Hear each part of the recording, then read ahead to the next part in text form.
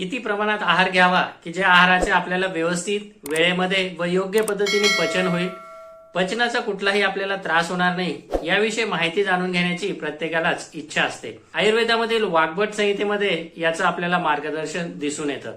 आयुर्वेदीय ग्रंथानुसार आपलं जे पोट आहे त्याचे साधारण आपल्याला 4 भाग करायचे आहेत. त्यातले जे 2 भाग आहेत त्या ठिकाणी आपल्याला घन आहार पदार्थ घ्यायचा आहे. जसे पोळी असतील, भाजी असेल किंवा भात असेल किंवा इतर जो काही घन पदार्थ आपण आहारामध्ये घेत असू तो. उरलेल्या अर्ध्या भागापैकी जो 25% भाग आहे त्या ठिकाणी आपल्याला द्रव पदार्थ घ्यायचा आहे. पाणी असेल, पातळ वरण असेल किंवा पातळ भाजी असतील, या पद्धतीने उरलेला 25% भाग जो आहे तो आपल्याला पूर्णपणे मोकळा ठेवायचा आहे. अशा प्रमाणामध्ये जर आपण आहार घेतला, यकृतामधनं आलेलं जे पाचक पित्त आहे ते या आहारामध्ये योग्य प्रकारे मिसळतं, त्यांचं व्यवस्थित मिक्सचर तयार होतं व या आहाराचं योग्य वेळेत व योग्य पद्धतीने पचन होतं.